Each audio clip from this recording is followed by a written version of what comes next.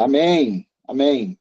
Meus amados, antes de mais nada, eu quero agradecer a oportunidade de poder estar mais uma vez com os irmãos aqui, nesse momento que eu considero especial, né, para nosso aprendizado, porque eu também aprendo muito com vocês, cada vez que aqui tenho a oportunidade de poder ministrar essa aula. Seria muito bom, se a gente pudesse ter as câmeras abertas, né? Mas, infelizmente, tem uma turma que parece que tem medo de aparecer aí, sei lá, tem vergonha de aparecer, né? É ruim para a gente que está dando aula, ficar dando aula só para as figuras, sabe?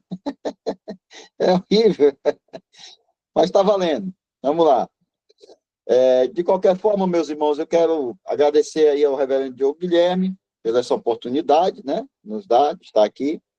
E um assunto que eu considero dos mais interessantes, dos mais cativantes da Bíblia Sagrada, né?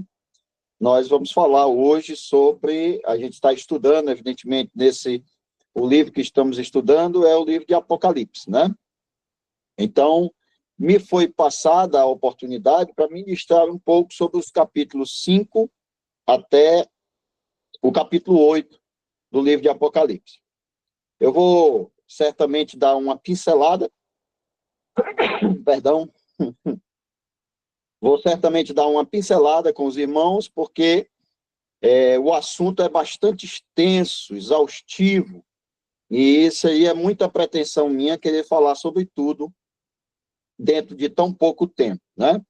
Então eu convido os irmãos, aqueles que têm aí, evidentemente, o livro, né, o livro do Ceifa, a abrirem na página 23. Aliás, vamos começar aqui pela página 22 do livro do Ceifa. Lá no finalzinho da página 22, a gente começa a tratar sobre o capítulo 5. Na verdade, o capítulo 5 trata sobre a abertura, né? É o começo da tratativa sobre a abertura dos 7 selos, tá certo? E basicamente é sobre o que nós vamos conversar hoje, sobre a abertura dos 7 selos, porque infelizmente não vai dar para falar mais do que isso, né? E vamos fazer um resumo básico. O livro diz assim: depois da visão do trono, como mar de vidro, e dos 4 animais, João viu um livro selado,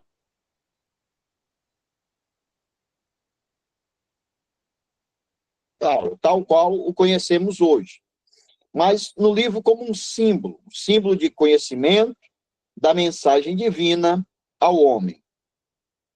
Aí ele continua dizendo assim, e aí eu vou ler esse trecho aqui para a gente começar a discutir a respeito desse primeiro momento, né? Depois que viu o livro, ouviu um questionamento: quem é digno de abrir o livro e de desatar os seus selos? Segundo ele, né, o comentário que ele faz é: não havia ninguém em todo o universo, nem no céu, nem na terra, nem no Hades, ou seja, nem no mundo físico e nem no mundo espiritual. João, então, se decepciona e chora bastante. Se nós lermos o começo do capítulo 5, nós vamos ver exatamente esse momento específico em que João chora por descobrir que não tinha ninguém que fosse capaz de abrir os 7 selos daquele livro. Mas vamos lá, para a gente iniciar, eu queria fazer um breve comentário sobre essa questão do livro e dos selos. Só uma curiosidade que eu ouvi uma certa vez, o pastor Rodrigo Silva fazendo um comentário, participando de um podcast, né?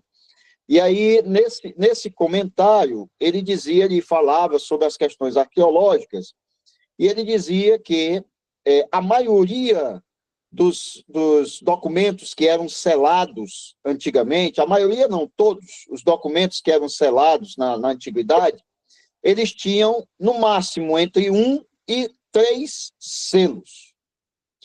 Reverendo Diogo, está dando para ouvir direitinho? Tem um irmão aí com dificuldade, que ele está dizendo que não está saindo o áudio.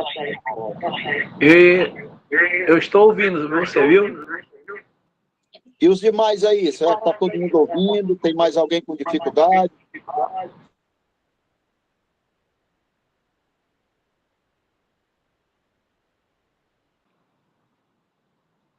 Ó, a Thalita está dizendo que está ouvindo bem. O irmão Raimundo também. Eu recomendo o irmão aí que de repente pode ser o volume do seu áudio aí, alguma coisa no áudio do seu celular, né? Os demais estão ouvindo direitinho, tá bom? Então vamos lá, vamos continuar enquanto o irmão tenta resolver aí a situação dele. Então, ele dizia que na antiguidade os documentos, normalmente, que eram tratados como documentos fechados, eles tinham no máximo de 1 a 3 selos. Eu não sei se vocês já assistiram alguns filmes, né? Desses filmes da antiguidade, dos reinos antigos aí, filmes romanos e etc. A gente sempre vê aqueles pergaminhos que o rei, quando queria encaminhar uma carta, um documento a alguém, o rei derramava lá aquela argila, né? Que na sua maioria das vezes era uma argila vermelha, né? E ali ele colocava um carimbo, ele colocava um selo, às vezes com o próprio anel do rei, né, para poder selar aquele documento. O que significava que a pessoa que receberia o documento só conseguiria ler o documento se tivesse quebrando o selo. Só quebrando o selo é que ele lia o documento. E a ideia é de que o documento chegasse na pessoa, na pessoa que era destinatária daquele documento, com o selo intacto, para comprovar que o documento não teria sido aberto. A partir daí, o arqueólogo diz que a maioria desses documentos, eles tinham no máximo de 1 a 3 selos. Só tinha um tipo de documento que vinha normalmente com 7 selos. Só um tipo de documento vinha com 7 selos. Isso acontecia já desde nos povos antigos, no Egito, na Etiópia, etc. Mas também aconteceu em Roma. Na época romana, os selos, quando acontecia um documento desse com 7 selos, significava que aquele documento, o único documento que vinha com 7 selos, ele dizia respeito a uma herança. Só o documento que dissesse respeito a uma herança é que tinha esses 7 selos selando e travando este documento. Então, em Roma, o tabelião chegava para falar sobre a herança de alguém, né? E ele trazia consigo 7 testemunhas. Ele trazia as 7 testemunhas para quê? Para que cada testemunha colocasse lá o seu selo para poder aquele documento de herança ficar selado e ser emitido ao herdeiro por direito, né? Então, quando João vê aquele documento selado com 7 selos, imagino eu que João deve ter pensado justamente sobre isso, sobre a herança.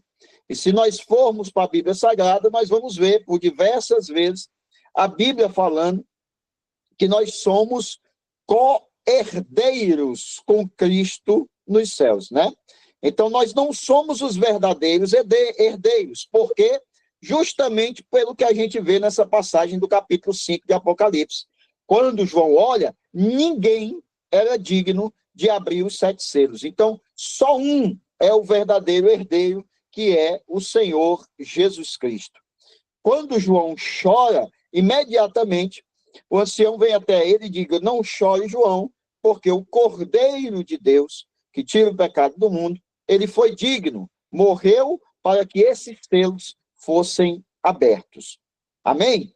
Então, nós temos aí o verdadeiro herdeiro da promessa, o verdadeiro herdeiro do reino celestial, que é Jesus Cristo. E o apóstolo Paulo vai dizer que nós somos co-herdeiros com ele, né? Então, o que Jesus nos dá é justamente isso. Ele abre o selo, ele quebra os 7 selos do livro, só ele é digno de abrir os 7 selos, para que eu e você, nós tivéssemos o direito a essa coparticipação na herança. Amém? Deu para vocês entenderem aí mais ou menos essa curiosidade? Alguém quer comentar alguma coisa a respeito? Fique à vontade, é só levantar a mão aí que a gente abre os espaços aqui, tá bom? Amém, né? Podemos continuar. O livro, então, segundo a Bíblia Sagrada, eu vou aqui, lá em Colossenses capítulo 2, do verso 2 ao verso 3, fala que o mistério de Deus é Cristo, e nele estão escondidos todos os tesouros da sabedoria e da ciência. Então, sendo Cristo o mistério de Deus, ele mesmo deu-se a conhecer, conforme está registrado em Hebreus 1:3, né? Sendo o resplendor da sua glória e expressa a imagem da sua pessoa. A ideia de você ter o livro com os 7 selos é justamente para isso, para relatar quem seria o verdadeiro herdeiro. Então, a partir daí, nós começamos, no capítulo 6, nós começamos a abrir aqui, nós começamos a ver a abertura dos 7 selos. Eu vou só fazer aqui uma indicação de alguns livros, se vocês me permitem, deixa eu levantar aqui um pouco, de alguns livros, para que a gente possa estudar um pouquinho sobre o Apocalipse, e aqui nesses livros vocês vão ver muita coisa boa sobre a abertura dos 7 selos, tá certo? Eu vou começar aqui pelo Severino Pedro da Silva, com o livro Apocalipse, versículo por versículo, não sei se está dando para ler aí direitinho, Apocalipse, versículo por versículo. Nós também temos o livro do nosso querido, saudoso Antônio Gilberto, que você tem aqui, Daniel e Apocalipse. Daniel e Apocalipse é um livro mais completo, porque vai tratar sobre justamente as 70 semanas de Daniel, né? E que trazem, daqui a pouco nós vamos falar um pouquinho sobre isso, que trazem até o Apocalipse, né? Nós temos também de Antônio Gilberto, esse é bem mais resumido, faz só alguns comentários básicos e rápidos, o Calendário da Profecia de Antônio Gilberto, tá certo? Muito bom esse livro, eu peguei muita coisa daqui para a gente estudar um pouquinho. Mas eu queria fazer uma indicação de um livro que eu estou considerando fantástico. Eu estou devagarinho.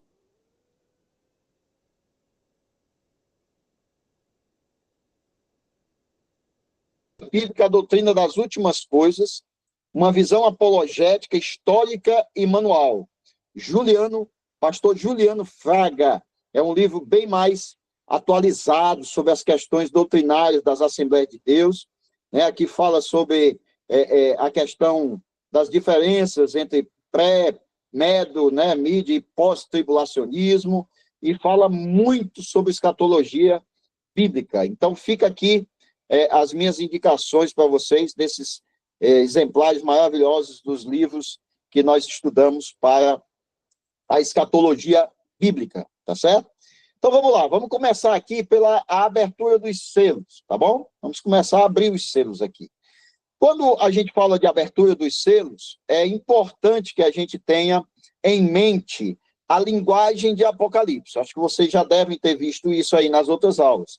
A linguagem de Apocalipse, apesar de ser uma linguagem simbólica, nós não podemos interpretar o Apocalipse como se fosse assim, uma linguagem simplesmente simbólica. Ela também tem muita coisa literal.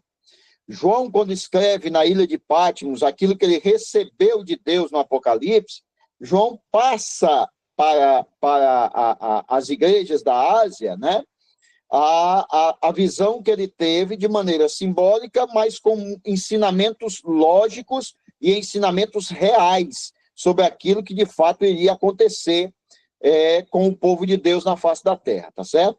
Então, o Apocalipse segue uma sequência lógica de acontecimentos. Há algumas doutrinas por aí que dizem que o Apocalipse, ele ora fala de uma coisa, ora fala de outra, lá na frente ele volta para cá, enfim, ele não segue a sequência cronológica e lógica. Mas, na verdade, se você analisar o Apocalipse com calma, você vai ver que a sequência dele é uma sequência lógica e cronológica, tá certo? Nele não tem retrocessos, você não vai retroceder, chegar lá no capítulo 7 e ter que retroceder para o capítulo 2 para que a história aconteça do jeito que tem a ser. Então, as revelações que estão nele escritas apontam sempre para os eventos ordenados e futuros, tá certo? É por isso que a gente tem que entender que o arrebatamento da igreja, que é descrito a partir do capítulo 4 de Apocalipse, ele é perfeitamente pré-tribulacionista, porque a grande tribulação acontece a partir do capítulo 6, que é esse capítulo que nós estamos estudando aqui. Então, o arrebatamento acontece no capítulo 4, e a grande tribulação vai acontecer a partir do capítulo 6, significa dizer que a igreja vai ser arrebatada antes da grande tribulação, porque o Apocalipse segue uma ordem lógica e cronológica de eventos, tá bom? Alguns eventos, você pode ver lá, observar lá, que os eventos que são anunciados lá são anunciados como a chegada do dia do Senhor. O que é esse dia do Senhor? O dia do Senhor, a melhor interpretação para essa expressão, à luz da hermenêutica, é o tempo de julgamento, o tempo de punição, o tempo de juízos, o tempo de condenação. Isso significa o dia do Senhor, tá certo? É isso aí que quer dizer o dia do Senhor. Então vamos lá. A partir do Apocalipse, no capítulo 6, a gente começa a ver os juízos que acontecem na grande tribulação. Eu estou correndo aqui, gente, porque é muito assunto para a gente tratar, mas se vocês quiserem me parar aí para tirar alguma dúvida, pode ficar à vontade, tá bom? Então, a partir do capítulo 6, a gente começa a ver os juízos que acontecem na grande tribulação. Então, do versículo 1 até o versículo 8 do capítulo 6, nós vamos ver a abertura dos primeiros selos que vai acontecendo aí dentro desse capítulo, tá certo? Então, com a abertura dos primeiros selos, a gente começa a ver o quê? Vai haver mortes incalculáveis, né? Entro na cena do livro de Revelação, mortes incalculáveis, a saída dos cavaleiros, vai haver fome, vai haver pestes, vai haver guerra, tudo a partir da abertura dos primeiros selos. Então, nós temos aí, já na abertura do primeiro selo, a saída dos cavaleiros do Apocalipse. Nós vamos ver selo por selo e qual é o significado de cada um deles, tá bom? Então, no primeiro selo, nós temos o cavalo branco. Esse cavalo branco talvez seja o mais contestado, o mais discutido dentro dos 4 cavaleiros que nós temos no Apocalipse, né? O cavalo branco é mais discutido por quê? Porque tem uma linha que afirma que o cavaleiro do cavalo branco, ele é o próprio Senhor Jesus Cristo. Outra linha afirma que o cavaleiro do cavalo branco é o Evangelho de Cristo. E nós temos uma outra linha que afirma que o cavaleiro do cavalo branco, ele é o anticristo, certo? Então, são 3 linhas diferentes. Uma afirma ser o próprio Cristo, outra afirma ser o Evangelho, e a outra afirma ser o anticristo. Bom, vamos lá. Vamos discutir um pouquinho sobre essas 3 linhas. O que é que o versículo diz? O versículo diz assim, olha: e havendo o cordeiro aberto um dos selos, olhei e ouvi um dos 4 animais, que dizia, como uma voz de trovão, vem e vê.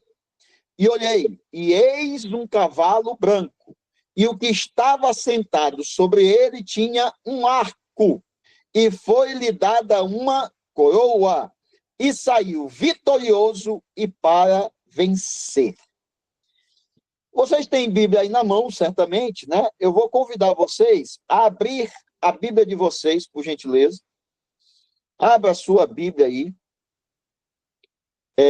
Podemos ler Zacarias, livro do profeta Zacarias, capítulo 1, do verso 7 até o verso 17. Livro do profeta Zacarias. Se tivesse alguém que pudesse ler aí para a gente, assim, que seja bom de leitura, leia rápido, para a gente dar uma olhada aqui. Deixa eu ver se precisa ler tudo isso. Eu acho que não precisa ler tudo, não. Mas vamos lá. Eu vou tentar ler aqui para ser mais breve, tá bom? Zacarias, capítulo 1, verso 7 em diante, diz assim, ó, aos 24 dias do mês 1º, que é o mês de Sebate, no 2º ano de Dário, veio a palavra do Senhor ao profeta Zacarias, filho de Baraquias, filho de Ido, dizendo, olhei de noite e vi um homem montado num cavalo vermelho, e ele estava parado entre as murtas que estavam na baixada. e atrás dele estavam cavalos vermelhos, malhados e brancos. Veja bem, cavalo branco aparece aqui também em Zacarias, né? E eu disse, Senhor meu, quem são estes? E disse-me o anjo que falava comigo, e eu te mostrarei quem são estes. Então respondeu o homem que estava entre as murtas e disse, estes são os que o Senhor tem enviado para percorrerem a terra. E eles responderam ao anjo do Senhor que estava entre as murtas e disseram, nós já percorremos a terra, e eis que toda a terra está tranquila e quieta. Então o anjo do Senhor respondeu e disse, o Senhor dos exércitos, ó Senhor dos exércitos, até quando não terás compaixão de Jerusalém e das cidades de Judá, contra as quais estiveste irado estes 70 anos? E respondeu o Senhor ao anjo que falava comigo com palavras boas, palavras consoladoras. E o anjo que falava comigo disse-me, clama, dizendo, assim diz o Senhor dos exércitos, com grande zelo estou zelando por Jerusalém e por Sião. E com grande indignação estou irado contra os gentios em descaso, porque eu estava pouco indignado, mas eles agravaram o mal. Portanto, assim diz o Senhor, voltei-me para Jerusalém com misericórdia. Nela será edificada a minha casa, diz o Senhor dos exércitos, e o cordel será estendido sobre Jerusalém. Clama outra vez, dizendo, assim diz o Senhor dos exércitos, as minhas cidades ainda aumentarão e prosperarão, porque o Senhor ainda consolará Sião e ainda escolherá a Jerusalém. Então, esse cavalo branco que está em Apocalipse, provavelmente seja esse mesmo cavalo branco que está descrito em Zacarias. Evidentemente, se trata de um simbolismo dos 4 cavalos, né? Então, qual é o simbolismo? Primeira coisa que a gente aprende, o cavalo na Bíblia Sagrada é símbolo de força, poder, conquista. Símbolo de força, poder e conquista. Então, nas Escrituras, o cavalo simboliza isso, tá certo? Deixa eu passar aqui mais adiante um pouquinho, para a gente ver. Vamos lá, em relação às opiniões sobre o cavalo branco aí. Quais são? Eu vou trazer aqui 2 interpretações. A primeira é de Orlando Boyer. Para quem não conhece Orlando Boyer foi um dos grandes evangelizadores do mundo, inclusive em Sobral, aqui onde estamos, né? Orlando Boyer talvez tenha sido o primeiro crente que tenha pisado nessa terra para evangelizar, para pregar a palavra de Deus, né? Então, Orlando Boyer, por exemplo, afirma que este selo é símbolo da conquista do evangelho no mundo e que o cavalo branco, que é figura da santidade, deve representar a força irresistível e veloz de Deus. Veja bem, Orlando Boyer pensa ser esse o evangelho, né? Mas a gente precisa entender, e aí eu vou trazer logo a outra interpretação, de que o cavalo branco seria Cristo, que é uma interpretação da árvore da vida, né? Que diz que o cavalo branco seria o próprio Jesus Cristo, que vem com a coroa na cabeça, um arco para poder ser vitorioso, né? Mas se a gente observar direitinho, se a gente analisar ao certo, nós vamos ver alguns aspectos que comprovam nem ser Jesus Cristo e nem ser o Evangelho, esse cavalo branco, esse cavaleiro que está sobre o cavalo branco. E Antônio Gilberto nos dá justamente os motivos pelos quais ele acredita não ser. Antônio Gilberto asseverava que esse cavaleiro não pode ser Cristo. Primeiro, por quê? Né? Quem abre o selo no primeiro versículo é o próprio Cristo. Então, ele vê o cavaleiro saindo. Então, não é Cristo quem está ali, tá certo? O cavaleiro não é Cristo. Então, não pode ser Cristo quem está lá, porque no versículo 2 o cavaleiro sai e foi Cristo quem abriu o selo. Além disso, Cristo sempre tem em seu cortejo, em sua companhia, alguns agentes que são melhores do que esses que acompanharam o cavalo branco. Porque se você ler nos versículos seguintes, né, no versículo 3, no versículo 4, versículo 5, versículo 6, ou seja, os cavalos que vêm depois são cavalos que acompanham esse cavaleiro do cavalo branco, e eles falam de guerra, de fome, de peste, de problemas sobre a terra. Jesus Cristo não traria consigo tudo isso, porque normalmente Jesus, quando vem trazendo paz, vem trazendo harmonia, vem trazendo bênção, vem trazendo alegria, vem trazendo vitória, né? Então, provavelmente, isso aqui já é por si só uma prova de que o cavalo branco não é, nem o Senhor Jesus Cristo, nem o Evangelho, né? Então, esse cavaleiro montado sobre o cavalo branco recebe uma coroa e está com o arco. E, se a gente observar bem, a sua chegada antecede uma série de eventos trágicos que vão sobrevir ao mundo. Aí eu já falei aqui quais são, né? Guerras, pestes, fome, morte, terremotos, maremotos, estrelas do céu caindo, né? E etc, etc, etc. Então, o que a gente percebe aqui é que esse cavaleiro provavelmente seja o próprio anticristo. Ele vem como se fosse branco, porque ele oferece uma falsa paz. Aí vem o detalhe da grande tribulação.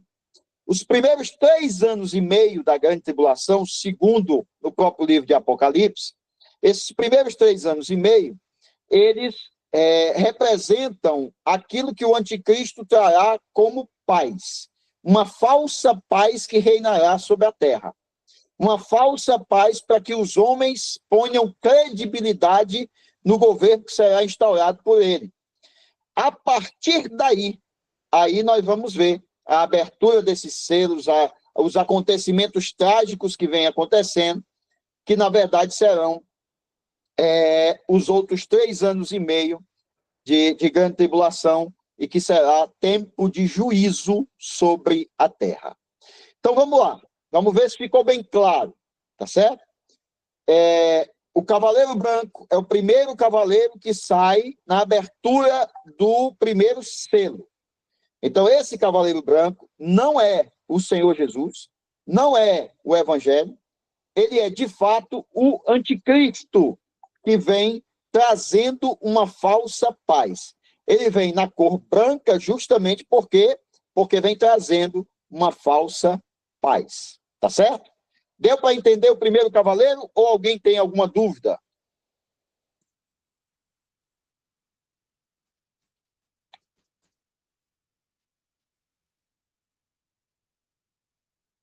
Turma, vocês não saiam com dúvida daqui, pelo amor de Jesus Cristo.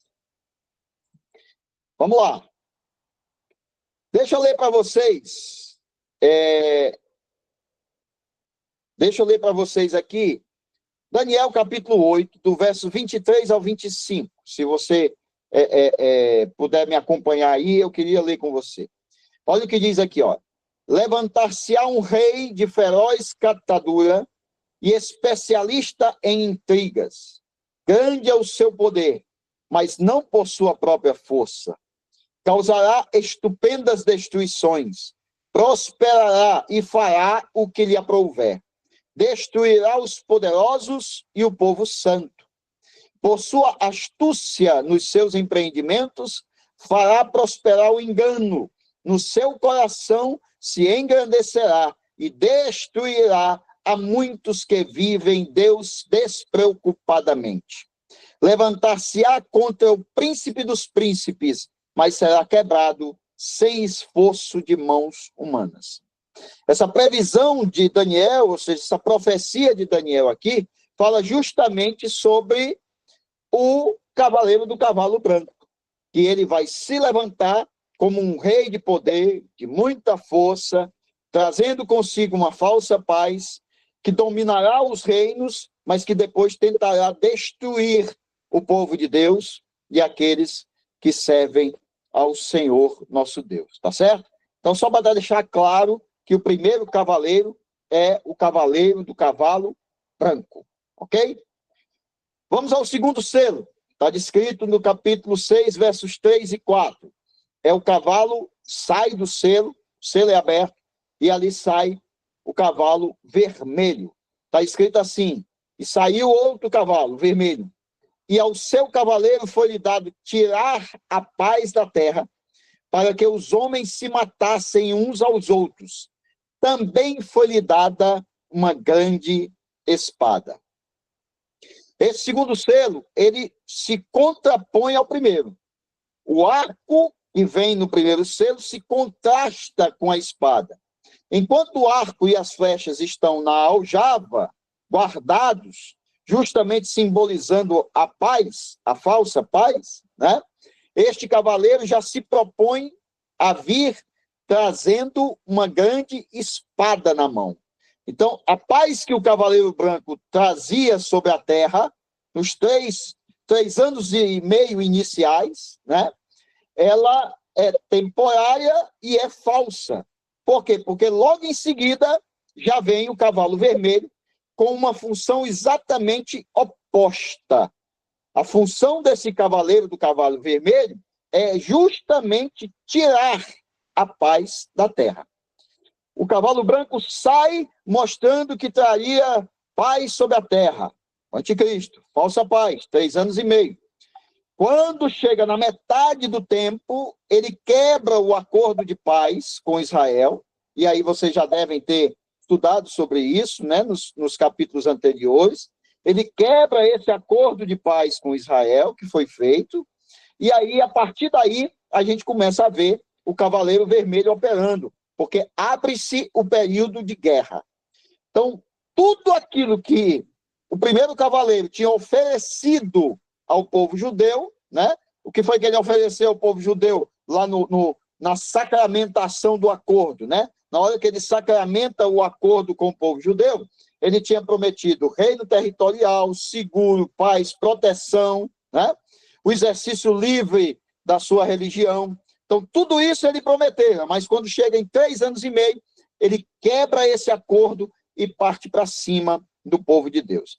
Então, tudo que ele prometeu foi destruído pelo próximo cavalo, que é o cavaleiro do cavalo vermelho. A gente sabe que vermelho é a cor do sangue. E a cor do sangue aqui, principalmente aqui, normalmente a cor do sangue representa a guerra, né? Ou vida, né? Em alguns momentos. Mas nesse caso aqui representa a guerra, a morte, né? Então, nos tempos do apóstolo João, lá na época em que João escreveu isso aqui, por que foi mostrado a ele o cavalo vermelho como símbolo de guerra? Porque o povo grego, o povo helenista, né, daquela época, eles tinham o planeta Marte como planeta vermelho, e ali eles tinham ele como um deus, o deus da guerra. Marte era considerado o deus da guerra. Então, simbolicamente, o cavalo sai vermelho justamente por isso, para comprovar que a representação dele, o significado dele, era justamente o significado da guerra. O cavalo vermelho é símbolo da guerra e do derramamento de sangue que dele advém, tá certo? A destruição desse selo, no primeiro século da era cristã, deve ter causado bastante impacto entre os crentes daquele período. Por quê? Aí eu explico. No primeiro século da era cristã, não sei se vocês acompanham a história do cristianismo, mas para quem gosta da história do cristianismo, vai ver que existiu um período que foi vivido pela igreja do primeiro século, chamado Pax Romana. Foi um período de paz que atingiu o povo de Deus, né? Os cristãos do primeiro século, passaram por um período de paz, por quê? Porque Roma fez um acordo de paz com os cristãos. O imperador romano, na época, fez um acordo de paz com os cristãos. Mas, logo em seguida, após esse imperador ser morto, a igreja passou a ser perseguida por Domiciano. E aí Domiciano foi quem colocou a igreja no Coliseu, né? Lembra dos cristãos que morriam atacados pelos leões, morriam nos coliseus em momentos de festividade, né? Dos romanos, dos gregos e etc., né? Então, a Pax Romana, que reinou até o tempo de Domiciano, ela é quebrada no período de Domiciano. Aí o que é que a gente tem com isso? O que é que isso nos ensina, pastor Laerte? Eu vou mostrar para você. O que ensina é que o período apocalíptico previsto pelas visões de João vai ser uma coisa muito parecida com isso. O que estava posto no primeiro século com a Pax Romana, quebrada depois pelo imperador Domiciano, é justamente o que vai acontecer durante o período da grande tribulação. Você tem um período de paz, um acordo de paz feito com o povo de Deus, com os cristãos, e logo em seguida, no meio do caminho, vem lá o outro cavalo, o cavalo vermelho, para destruir essa paz, para tirar a paz da terra, tá certo? Então, essa coisa que aconteceu nos primeiros séculos da era atual, lá com os cristãos, são apenas um reflexo daquilo que vai acontecer no período da grande tribulação. Ali já era Deus mostrando como é que a história iria se desenrolar. Há alguns que são céticos, né, que não acreditam no arrebatamento da igreja, não acreditam na grande tribulação. Eles acreditam que tudo isso que está no livro de Apocalipse já aconteceu no primeiro século, porque as coisas eram tão parecidas com aquilo que João estava prevendo, que já tinha acontecido no primeiro século. Mas acontece que, por que nós não podemos aceitar que isso já aconteceu no primeiro século? Porque a igreja não foi arrebatada. Não houve o arrebatamento da igreja. E o que vai dar o start para o início da grande tribulação, para esses acontecimentos, segundo a profecia de João aqui, segundo as visões, a revelação do Apocalipse, é justamente o arrebatamento da igreja. É a partir do arrebatamento da igreja que esses acontecimentos começam a se desenrolar. Tá certo? Amém? Tá claro aí para todos? Se alguém tiver alguma dúvida, que fale agora, ou cale-se para sempre. Vamos lá? Alguma dúvida? Reverendo Diogo Guilherme, até que horas é a aula? Meu filho, até 11 horas. Se você puder terminar até 11 horas, amém. Terminar antes, glória a Deus. Está nas suas mãos. Só se eu me cansar de falar aqui, que eu estou falando sozinho. Ninguém comenta, ninguém pergunta. Vamos lá, terceiro selo. Terceiro selo. Quando ele é aberto, vamos ler ele aqui, olha. Quando abriu o terceiro selo, ouvi o terceiro ser vivente dizendo, vem. Então vi, e eis um cavalo preto e o seu cavaleiro com uma balança na mão. E ouvi uma como que voz no meio dos 4 seres viventes dizendo, uma medida de trigo por 1 denário, 3 medidas de cevada por 1 denário, e não danifiques o azeite e o vinho. Deixa eu tratar disso aqui para vocês com um pouco mais de zelo, de cuidado. Vamos lá. Eu não sei se você começa a perceber a sequência desses acontecimentos. Você tem o primeiro selo, que foi aberto, o cavaleiro branco sai, falsa paz, etc. A paz é quebrada, como a gente já falou. Aí vem o segundo selo, que é a guerra. A guerra traz o quê? A guerra traz destruição, a guerra traz morte, mas a guerra também vai resultar em algo tão doloroso quanto. A guerra vai resultar em fome, em miséria e etc. Né? É aí onde sai o terceiro cavaleiro. O cavalo preto, ele sai justamente representando, ou seja, trazendo esse juízo sobre a face da terra. Como o cavalo é simbólico, ele é resultado do segundo cavaleiro. O cavalo preto é resultado das guerras que trouxe o cavalo vermelho. Ali a gente começa a ver o resultado daquelas guerras. Então a gente considera ali todo o sofrimento que iria acontecer após as guerras que estavam se desenrolando. Então o Cavaleiro Negro é símbolo da morte e a balança de 2 pratos, perdão, símbolo da morte não, símbolo da fome, da miséria, né? E a balança dos 2 pratos que está lá, subtende-se justamente racionamento de alimentos. Então, este tipo de balança que a gente vê lá era usado para pesar trigo, na época lá do primeiro século, né, da era cristã. Era usado para pesar trigo, né? E tem um estudioso chamado Hill, ele comenta o seguinte, olha, em circunstâncias normais, um denário, que era o salário de um dia, né? Um dinheiro, um denário a expressão denário vem de dinheiro, né? Dinheiro vem de dia trabalhado, né? Então, o denário, que era o salário de um dia de serviço ali na região onde Jesus andou, na Palestina, né? Um denário era suficiente para comprar 8 medidas de trigo e 24 de cevada. Quando a gente vê o cavaleiro preto saindo, o terceiro selo sendo aberto e o cavaleiro preto saindo, a Bíblia vai dizer que o salário de um dia agora só conseguiria comprar uma medida de trigo, ao invés de 8. E 3 medidas de cevada, né? Ao invés de 4. Então, existia ali um processo inflacionário. Preste bem atenção a isso. Um processo inflacionário. O que o nosso livro, o livro do Ceifa, trata, eu achei bastante interessante. Por quê? Porque ele vem nos ilustrando o cenário inflacionário que vem acontecendo desde do final do século passado, né?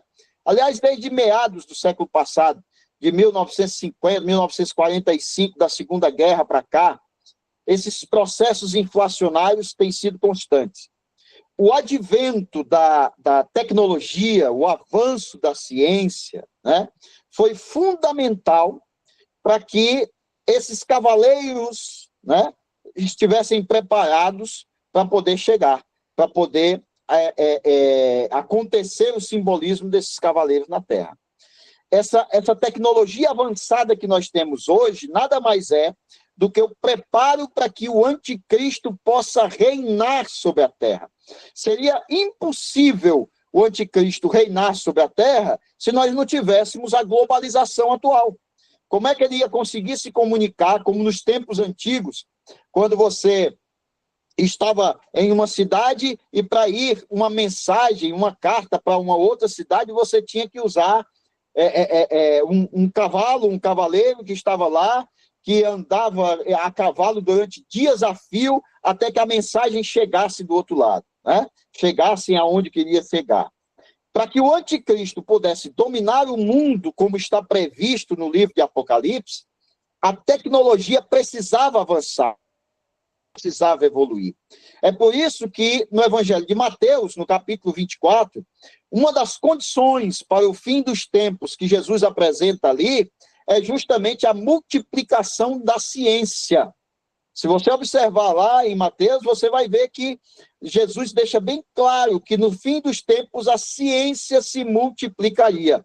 Justamente para isso, para que as coisas se cumprissem. O anticristo só poderia governar em um cenário globalizado como o que nós temos hoje. A principal ferramenta que provavelmente será usada por ele será a internet. Isso é muito provável. A internet será a principal ferramenta que será usada. Só a título de observação, a gente não deve deixar, né, de mencionar o caráter irônico desse período tribulacional. Porque o trigo e a cevada que é apresentada aqui, na época, eram os alimentos mais básicos, né? Ou seja, os alimentos básicos ali, pão, né? A cevada, o trigo e a cevada eram alimentos básicos daqueles que viviam acolá. Mas se você prestar atenção, no período em que o cavalo preto sai, a Bíblia vai dizer que isso inflaciona, ou seja, o preço sobe exageradamente. Haja visto a quantidade de mortes, a guerra que foi, tá? E quando a gente tem, como é que funciona a inflação? A inflação funciona no seguinte: quando você tem um período de escassez, o preço desse alimento ele aumenta consideravelmente. Por quê? Porque é mais difícil você conseguir o alimento. Então, o valor dele acaba demandando um preço maior. É mais difícil você conseguir, por isso fica mais caro você tê-lo, né? Então, quando existe tempos de guerra, nós temos justamente isso. Nós temos um tempo inflacionário. Em tempos de guerra, a gente tem uma inflação muito maior. Você quer ver um exemplo? Vamos lá para o exemplo. Recentemente, no governo passado, aqui no Brasil, no governo Bolsonaro, já no final do seu governo, nós tivemos um problema sério de aumento do óleo diesel. Por que nós tivemos esse problema de aumento do óleo diesel? Porque a guerra foi instaurada lá entre Rússia e Ucrânia. E onde é que estava o estoque principal de óleo diesel que é fornecido ao Brasil? Justamente na Rússia. o Brasil importa a maioria do seu óleo refinado, né? A maioria do óleo diesel, o Brasil importa da Rússia. Com a guerra lá entre Rússia e Ucrânia, o que aconteceu foi que o preço do óleo diesel subiu muito. Por quê? Porque a Rússia já não conseguia produzir óleo diesel suficiente para abastecer os países que ali estavam, haja vista ela estar em guerra. Então, a gente tem aí um período inflacionário. Mas se você observar, aqui no versículo, nos versículos 5 e 6, você vai ver que tem dois elementos que ele apresenta aí, que, segundo ele, segundo a Bíblia Sagrada, não se danificaram. Os alimentos básicos inflacionaram, subiram de preço, mas os alimentos que eram para os ricos, eles continuaram intactos. O vinho, o azeite, que eram para aqueles que tinham maior posse financeira, continuaram intactos. Se a gente avaliar baseado nos dias de hoje, nós vamos justamente ver isso. Nós vamos ver que, normalmente, quando acontecem esses períodos inflacionários pesados no mundo de hoje, o primeiro atingido são os pobres, os mais pobres. Por quê? Porque a inflação ataca justamente na demanda principal, os alimentos mais básicos, aqueles que são mais necessários, que são mais usados, né? Em contrapartida, aqueles coquetéis de ricos, né? Aqueles lasanhas, né? Os camarões, lagostas, né? As ovas de peixe, que são os caviares, né? Esses aí o preço não altera, fica a mesma coisa. Já são caros mesmo, fica lá a mesma coisa, não altera, não tem problema, porque a demanda é pequena.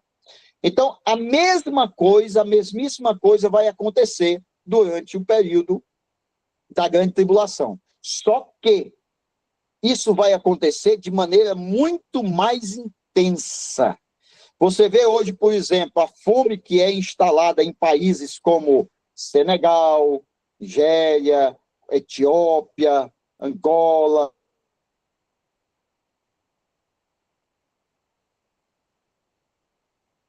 Pobres, são países paupérrimos, e a fome é instalada por lá. Aquela fome que eles vivem lá será mais ou menos a fome que nós veremos no período da grande tribulação. Nós não, né? Quem ficar. Eu vou subir em nome de Jesus, tá bom? Então será a fome que será vista no período da grande tribulação. Amém? Mais o cavaleiro do cavalo preto. Alguma dúvida? Meu Deus. Ninguém entendeu nada? Ou então... Francisco Cardoso deu glória a Deus. Thalita Cavalcante, sem dúvida. Então vamos lá. Se não tem dúvida, vamos continuar por aqui. Vamos ver se a gente consegue avançar um pouquinho mais. Deus abençoe, irmã Thalita. Espero que os outros também. Vamos lá. Quarto selo, do verso 7, verso 8, a gente vê a abertura do quarto selo.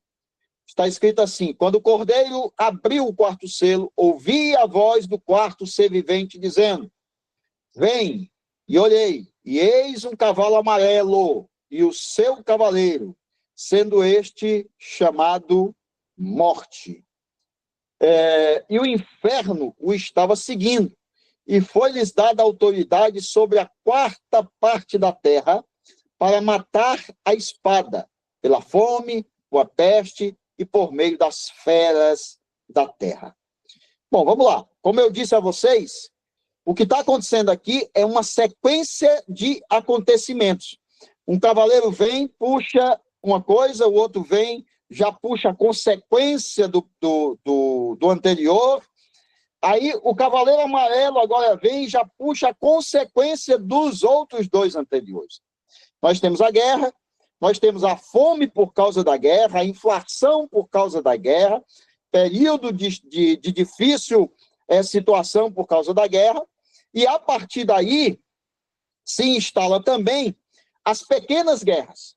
Por quê? Porque agora, após a Grande Guerra, após as guerras instauradas em períodos maiores, né, em proporções maiores sobre a Terra, nós temos agora o Cavaleiro Amarelo que sai, e aí ele encontra uma carestia de alimento, falta de alimento no mundo por causa das guerras, escassez total da alimentação, e traz consigo a fome e a preparação para o castigo que virá aí. O juízo que virá no cavaleiro do cavalo amarelo, né? Que é justamente a morte. A morte agora é uma morte diferente. Não é a morte pela guerra, não é a morte pelas balas, não é a morte pelas bombas nucleares, não é a morte pelas metralhadoras da guerra, não. A morte de que o cavalo amarelo traz consigo agora é a morte pela fome, é a morte pelas pestes, né? É a morte pela peste. Se você olhar com calma os tempos, né? Nós vamos ver sempre Deus mostrando para a gente como é que cada coisa acontece. De tempos em tempos, Deus vai mostrando para a gente, ó, isso aqui vai acontecer assim. Outro tempo, Deus vai dizendo assim, ó, isso aqui vai acontecer desse jeito, né? Aí mais um outro tempo na frente, ó, isso aqui vai acontecer desse outro jeito. Deus está sempre mostrando, ao longo da história, aquilo que acontecerá na grande tribulação em escala muito maior do que o que a gente vê agora. Então, o cavalo amarelo, ele traz a morte por meio da fome, da peste e das feras, né?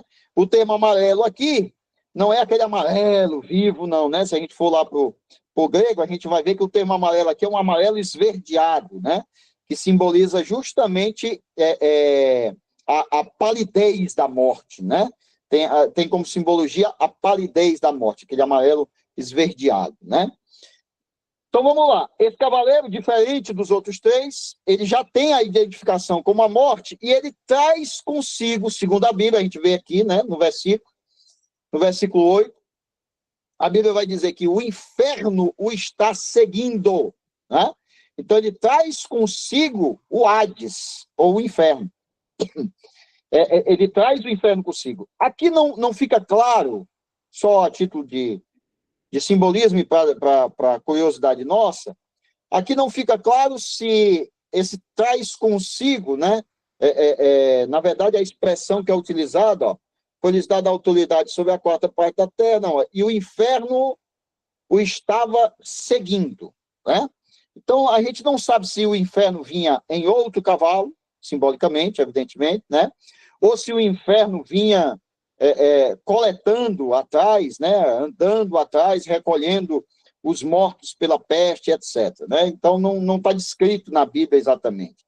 Mas o fato é que o inferno estava seguindo, o que significa dizer que as pessoas que ali estavam morrendo, escute bem isso, as pessoas que ali estavam morrendo eram pessoas que não estavam em Cristo Jesus.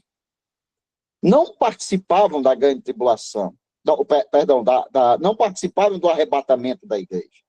Isso é uma simbologia de que, isso é mais uma argumentação para que a gente entenda que a igreja do Senhor Jesus não passará pela grande tribulação. Haja visto que, provavelmente, se a igreja passasse pela grande tribulação, no momento dessas mortes aqui, tanto da guerra como essas mortes de peste, a igreja teria, necessariamente seria a mais atingida, porque seria a mais perseguida, porque seria a mais buscada pelo anticristo, né? Mas aqui a morte vem trazendo consigo o Hades, o inferno. Então, aquilo que o cavalo amarelo ia colhendo de morte, trazendo de morte, o inferno colhia atrás e levava para consigo, tá certo? Então, de peste, de fera, de fome, estavam morrendo as pessoas a partir do cavalo amarelo, né? Então, vamos lá. Aqui, nesse caso, a morte vitima os homens através da espada, segundo os versículos nos afirmam, né? Mas a espada aqui não é a espada da guerra, é a espada da peste, é a espada da fome, aquela espada do sofrimento causado no pós-guerra. É uma sequência que vem. Então, o que é essa morte através da espada? A espada sempre foi, dentro da Bíblia Sagrada, uma metáfora para a morte, né? Sempre foi uma metáfora para contendas, para brigas, para dissensões, para divisões. Se você quer ver um exemplo disso, leia Mateus capítulo 10, verso 34. Aliás, eu vou ler com vocês aqui só para a gente ter justamente essa dimensão dessa metáfora que é usada dentro da Bíblia. Mateus capítulo 10, verso 34. Olha o que é que está escrito. Está escrito aqui, Mateus 10, verso 34. Está assim escrito, ó. Não cuideis, isso aqui são palavras do próprio Jesus Cristo. Não cuideis que vim trazer a paz à terra. Não vim trazer paz, mas espada. Então, o que é que Jesus estava dizendo aqui? Que ele veio trazer justamente a divisão. Ele completa o complemento da mensagem de Jesus aqui, é justamente de que ele veio trazer a dissensão. No verso 35 ele já diz, ó, porque eu vim pôr em dissensão o homem contra seu pai, e a filha contra sua mãe, e a nora contra sua sogra, né? Então, o próprio Jesus explica o que significa essa espada. Esse mesmo simbolismo da espada que está em Mateus capítulo 10, 34, é trazido para cá no cavaleiro do cavalo amarelo, que empunha na sua mão a espada, né? Então, são contendas, são intrigas, são violências urbanas, né? Que nós estamos contemplando, por exemplo, hoje no Brasil, a gente vê muita violência urbana, né? A gente vê aí as pessoas matando as outras por absolutamente nada, simplesmente porque olhou de cara feia, ou porque deixou de dar R$ 2 para alguma coisa, o sujeito vem lá e mata, dá um tiro, e aplica uma facada, e etc, etc. Isso é uma simbologia, um sinal daquilo que acontecerá na grande tribulação com muito mais evidência, né? Então, um dos pilares que nos leva a interpretar a espada dessa forma é justamente esse uso metafórico que Jesus trouxe de dissensões, de divisões, de pequenas guerras, né? Amém? Então, vamos lá. Nos dias de hoje, a gente tem esses exemplos, né? Como eu falei para vocês aqui. Então, o cavalo amarelo, o cavaleiro do cavalo amarelo, né? Vai trazer consigo justamente essas questões que são apresentadas aí no dia a dia, né? Hoje com pouca intensidade, mas amanhã serão de maior intensidade como resultado dos dois primeiros cavaleiros. Uma das coisas que a gente presta bem atenção aqui é que, além da fome e das feras, né, que seriam as violências urbanas e etc., nós temos também as pestes. E aí, se você analisar com calma, você vai ver também Deus dando sinais sobre essas pestes e o que elas são capazes de fazer. Mais ou menos, deixa eu ver aqui se eu tenho anotado aqui, tem. A Europa e a Ásia, no século XIV, né? Lá no século XIV, foram quase que totalmente varridas pela tal da peste bubônica, né? A peste bubônica que foi apelidada de morte negra. Então, essa doença, que era provocada pelas pulgas dos ratos, lá no século XIV, foi responsável pela morte de 25 milhões de pessoas, né? E de lá para cá a gente tem visto muitas outras pestes que têm se instalado. Aí a gente viu o ebola, a gente vê dengue, a gente vê o câncer, que é uma doença miserável, desgraçada. A gente vê a AIDS, né? E a gente viu recentemente peste que nos chamou a atenção. A gente viu recentemente uma peste que provavelmente durante o período da grande tribulação vai acontecer com mais intensidade, que foi o Covid. O Covid matou muita gente, nos prendeu em casa, e provavelmente isso vai acontecer também durante o período da grande tribulação. Tá certo, meus amigos? Então, esse é o cavaleiro, o cavalo amarelo. Nós temos aí a abertura dos 4 primeiros selos. Amém? Alguma dúvida até aqui? Mais um cavalo? Nós encerramos. Muito bem. Muito bem. Vamos lá, vamos para frente então, né? Nosso tempo está acabando, só falta nos 24 minutinhos, e vamos para a abertura do quinto selo. A abertura do quinto selo, na verdade, aqui não sai nenhum cavaleiro, de fato, né? Assim, aqui não vai causar nenhum tipo de acontecimento que cause efeito imediato na Terra, tá certo? Aqui revela qual é o destino dos que foram convertidos durante a pregação, tá certo? Olha que coisa boa. Minha mulherzinha aqui me trazendo uma águazinha, porque a garganta já vai pro beleléu, né? Obrigado, minha filha. Então, aqui no quinto selo, o que nós temos aqui, gente, é o destino dos convertidos durante a grande tribulação. Isso aqui é um outro assunto que despende bastante discussão. Bastante discussão. Mas vamos ler aqui, Apocalipse capítulo 6, versos 9 a 11. Vamos ler juntos? Apocalipse capítulo 6, do verso 9 ao verso 11. Diz assim, olha: e havendo aberto o quinto selo, vi debaixo do altar as almas dos que foram mortos por amor da palavra de Deus e por amor do testemunho que deram.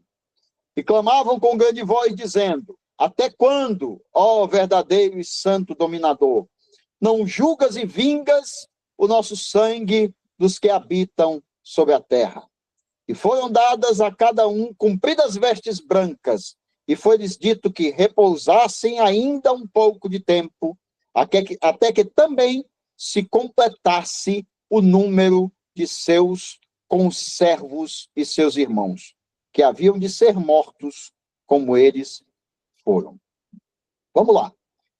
Deixa eu fazer aqui rapidamente uma análise sobre isso e dizer para você aonde é que está, perdão, aonde é que estão os mártires, né? Onde é que estão, como é que está posto aqui no quinto selo os mártires, né? Sob o trono de Deus, embaixo do trono de Deus, né? Vamos lá. Algumas perguntas que eu gostaria de refletir com vocês aqui, tá certo? A primeira pergunta: as almas dos mortos antes da grande tribulação, elas estão também ali sob o trono de Deus, de acordo com o capítulo 6, né? De acordo aí com a abertura do quinto selo. Essas almas dos que foram mortos antes da grande tribulação, elas também estão ali, debaixo do trono? Alguém poderia me responder aí, por gentileza? Francisco Cardoso está dizendo que acha que não. Mais alguém quer dar a sua opinião? As almas dos mortos antes da grande tribulação estão também debaixo do trono? Reverendo Diogo Guilherme, contribua.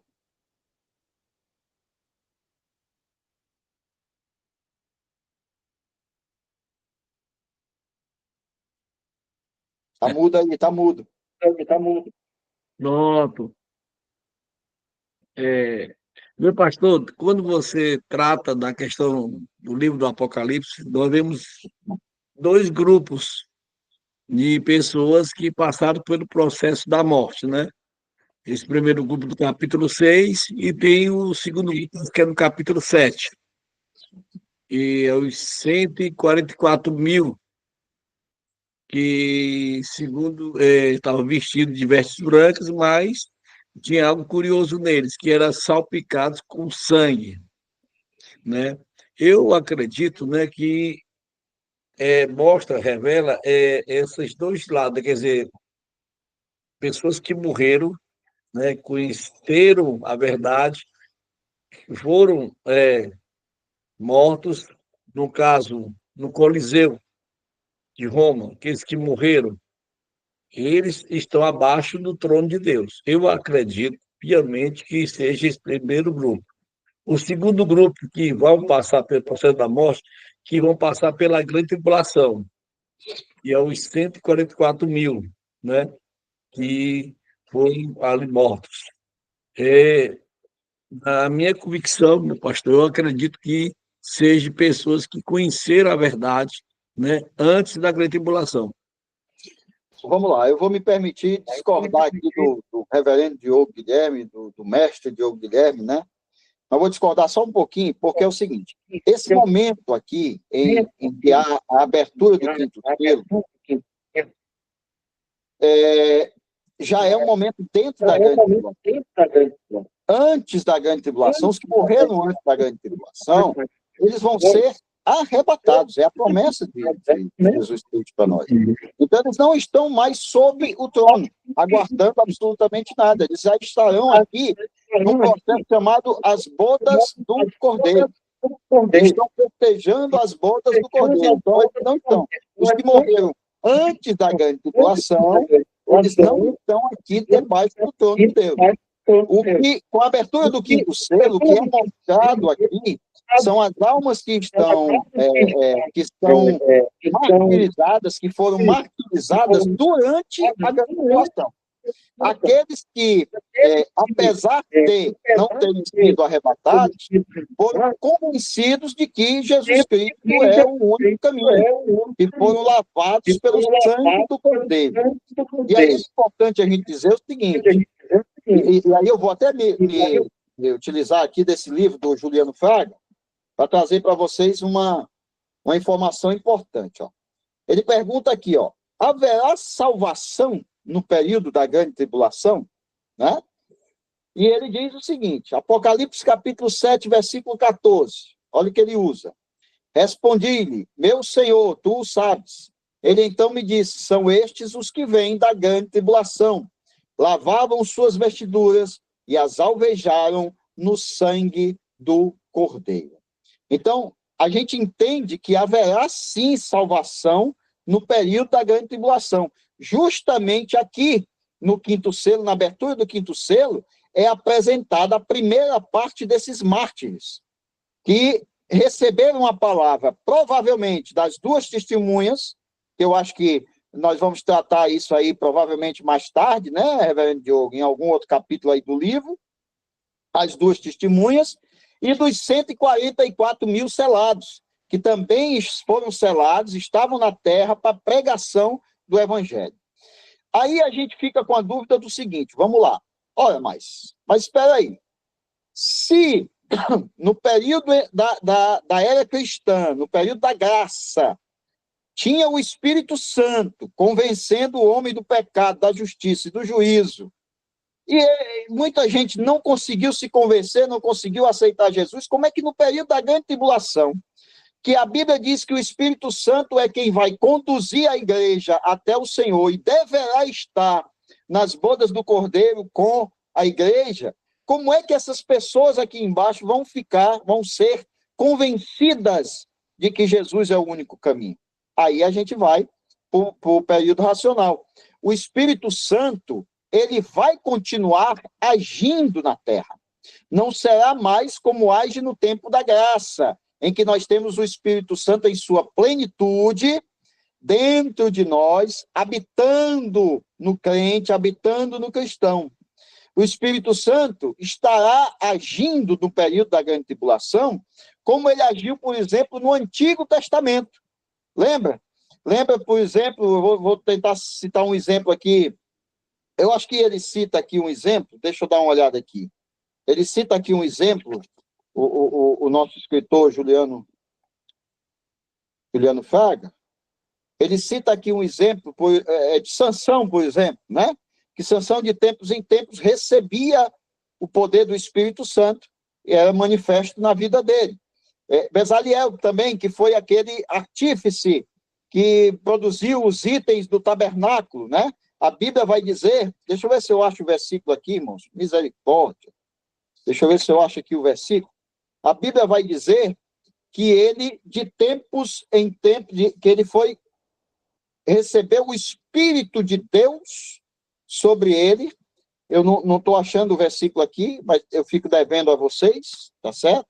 Depois eu passo isso a vocês. Ele recebeu o Espírito de Deus para justamente construir aqueles instrumentos do tabernáculo, e assim sucessivamente. Nós temos vários exemplos da Bíblia Sagrada. O próprio rei Davi, por algumas vezes, recebeu o Espírito de Deus sobre a sua vida, né? Então, essa multidão que está aqui debaixo do trono e que o Senhor vê o seu clamor, eles clamam por justiça. Até quando, Senhor, né? Não vingarás o nosso sangue e tal. Eles clamam por justiça, e o recado de Deus para eles é: descansem um pouco mais, até que se completem o número daqueles que serão, né, também mortos por amor a Cristo, lá no período da grande tribulação. E aí, quando chega justamente no capítulo 7, no verso 14, provavelmente esse número se completa, e aí você vê aquela grande multidão que é apresentada a João nos céus. Tá certo? Ficou claro aí, gente? Deu para entender? É um assunto um pouco mais complexo, mas eu acho que dá para a gente entender quem são essas almas que estão debaixo do trono. São almas que morreram por amor a Cristo. Alguém pode contestar o seguinte, reverendo Diogo: assim, dessa forma, o sacrifício de Cristo perde o valor. Por quê? Porque essas almas agora estavam dando as suas vidas, então o sacrifício que Cristo fez perdeu o valor. Mas não é bem assim. Elas estavam sendo mortas não porque estavam dando as suas vidas, mas elas estavam sendo mortas por causa do amor de Cristo, por causa do sangue de Cristo, né? Elas estavam sendo mortas, e aí é bem claro, por causa, por motivo do sangue de Jesus Cristo, tá certo? Eu acredito que isso tem até um aspecto racional, se a gente parar para pensar. O ser humano, apesar de ser depravado, né, a depravação total, a doutrina da depravação total, que, apesar de ser uma doutrina reformada, mais ligada aos calvinistas, mas nós que andamos mais pela linha arminiana, nós também acreditamos na depravação total do homem, né? Então, o ser humano, apesar de sua depravação total, ele é dotado de inteligência. Então, a partir do momento em que ele vê a igreja ser arrebatada, um acontecimento histórico, algo que vai chamar a atenção do mundo, a igreja vai ser arrebatada. A partir do momento em que ele vê isso, e aí começa a ver as coisas,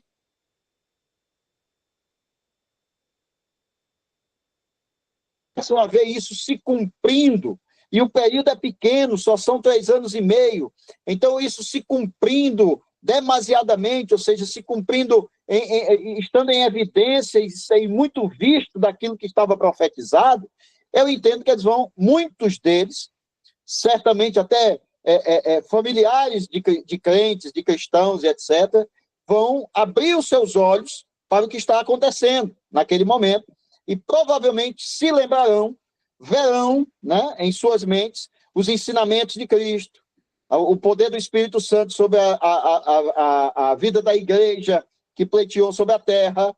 Eu fico imaginando, por exemplo, se você for ler na carta aos Hebreus, você vai ver que tem como é que se diz? Uma revelação importante lá sobre Moisés, que Moisés, ele recebeu a salvação de Deus pelo vitupério de Cristo. Olha que coisa fantástica, né? A gente entende que Moisés viveu muito antes de Cristo, mas ele teve de Deus a visão, a revelação do vitupério de Cristo, e foi justamente por causa dessa revelação do vitupério de Cristo que Moisés recebeu a sua salvação. Assim será o povo na grande tribulação. Apesar de o Espírito Santo não estar lá para convencê-lo da justiça e do juízo, mas a própria inteligência humana receberá do Espírito Santo em alguns momentos, né? Na utilização do Espírito Santo, receberá a iluminação, a revelação que estava posta no período da igreja. E por isso essas pessoas, esses mártires, receberão a salvação também, e estão descritos aí na abertura do 5º selo. Amém? Ficou alguma dúvida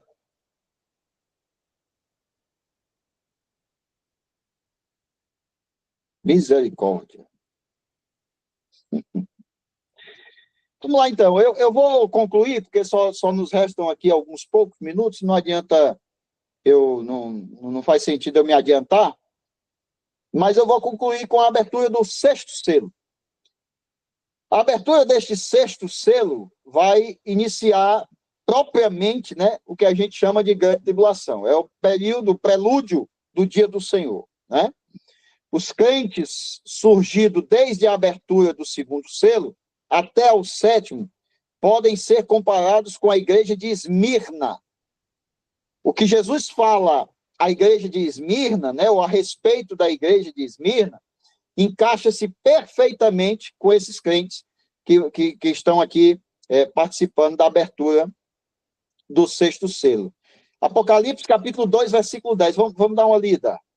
Por gentileza, me acompanha aí na lida de Apocalipse, capítulo 2, e o verso de número 10. Apocalipse, capítulo 2, e o verso de número 10. Olha o que diz aqui, ó. Nada temas das coisas que há de padecer. Eis que o diabo lançará alguns de vós na prisão, para que sejais tentados, e tereis uma tribulação de 10 dias. Ser fiel até a morte, e dar-te-ei a coroa da vida. Vamos ver a abertura lá do sexto selo? Vamos ver o que é que diz lá na abertura do sexto selo? A abertura do sexto selo diz o seguinte. Só um instantinho. Aqui está demorando a abrir.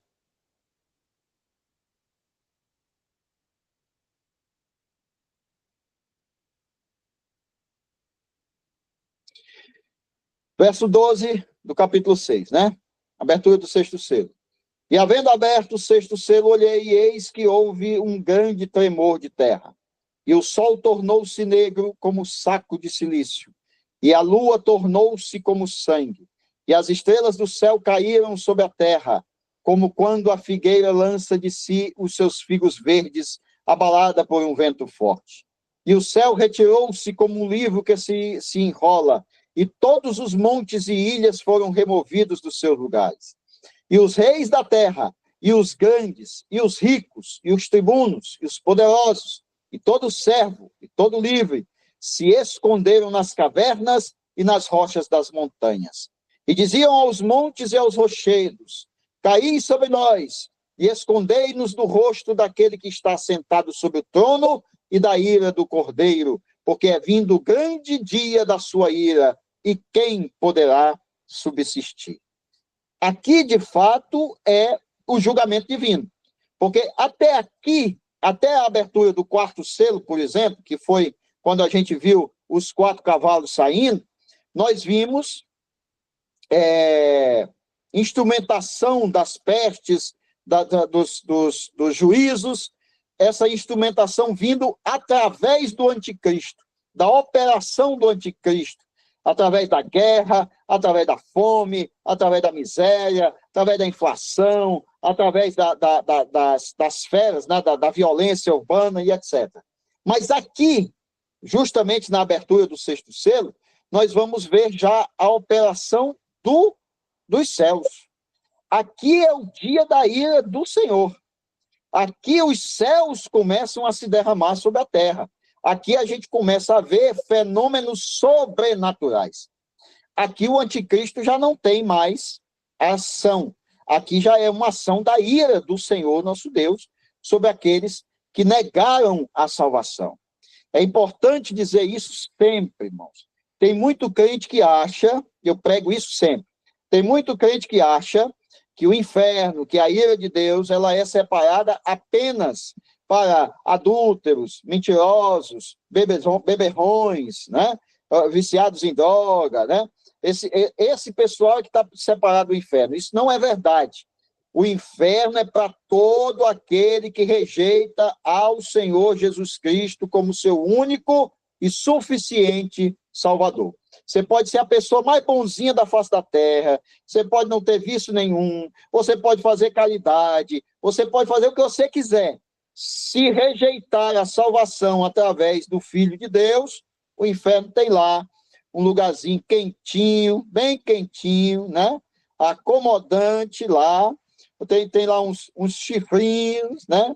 Tem lá um foguinho, um laguinho de fogo separado para quem rejeitar a Jesus como único e suficiente Salvador, tá certo?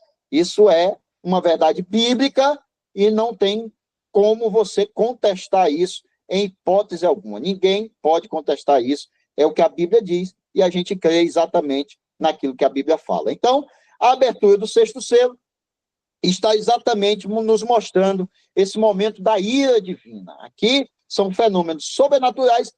E aí, veja bem, desde o começo que eu venho dizendo para vocês que Deus vem mostrando ao longo dos tempos como as coisas na grande tribulação irão acontecer. Só que Deus vai mostrando em doses homeopáticas, né? Deus vem mostrando em doses homeopáticas. O que vai acontecer na grande tribulação é uma dose cavalar daquilo que está acontecendo nos dias, nos séculos anteriores, nos dias anteriores, tá certo? E uma delas é justamente esses fenômenos naturais que a gente está vendo se multiplicar com muita intensidade, né? Para que a gente possa perceber que está muito perto o dia do Senhor, o dia da sua ira. Amém? Eu quero agradecer aí o reverendo Diogo Guilherme, meu tempo encerrou. Espero que vocês leiam o livro, que lá também vai falar um pouco mais sobre o último selo e etc, né? E fico aqui sempre à disposição de vocês, se porventura a aula tiver agradado. Deus abençoe, em nome de Jesus. Amém, né? Eu acredito que está mais do que agradável. Esse aprendizado de hoje é a somatória, né, do primeira aula, agora da segunda aula, que foi fenomenal. Curso da terceira aula, a quarta aula vai ser uma bênção. Os alunos não podem perder. É muito importante, né, irmãos, esse conhecimento que nós passamos a ter, né? Vocês observaram aí os acervos que o pastor aí tinha, né? Só de livros escatológicos aí, né? É bênção de Deus. Então, louvamos a Deus por isto. Muito obrigado, pastor Laércio. Que Deus continue lhe abençoando, né? Irmão Francisco Cardoso diz que as aulas estão incrível, né? Olha, é bênção, né? Então, glória a Deus. Muito obrigado, pastor, que Deus te abençoe, te recompense, com certeza está recompensando, né? Eu creio que Deus é um Deus maravilhoso, conhece o seu esforço, né, a sua dedicação, que o senhor tem a obra para a obra de Deus. Muito obrigado, que Deus lhe abençoe. Só quero que o senhor agora ore por nós, nos abençoe, nos despedindo aí nessa noite aí maravilhosa, nesta aula maravilhosa, que hoje aprendemos. Amém. Vamos orar, então. Amém.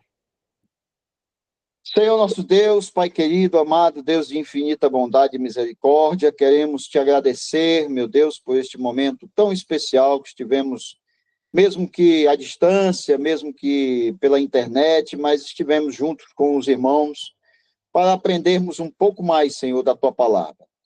Eu agradeço a ti, Senhor, pelas tuas revelações, agradeço a ti, Senhor, pelos teus ensinamentos, agradeço a ti, Senhor, pela direção que tu nos tem dado, Senhor, através da tua santa e gloriosa palavra, meu Pai. Que tu continue abençoando os teus filhos, que fazem com sacrifício esse estudo, até às 11 horas da noite, estão aí dedicados a estudar a tua palavra, meu Pai. Então, em nome de Jesus, abençoa os teus filhos da graça, abençoa o reverendo Diogo Guilherme, que tu continue dando, Senhor, graça também ao teu servo, capacitando cada dia mais, dando, Senhor, a ele a força necessária para que ele esteja sempre organizando as aulas e trabalhando junto aos irmãos com este tão importante trabalho que é o aprendizado dos desejos do Senhor nosso Deus. Assim, te louvamos e te agradecemos por tudo, em nome de Jesus. Amém.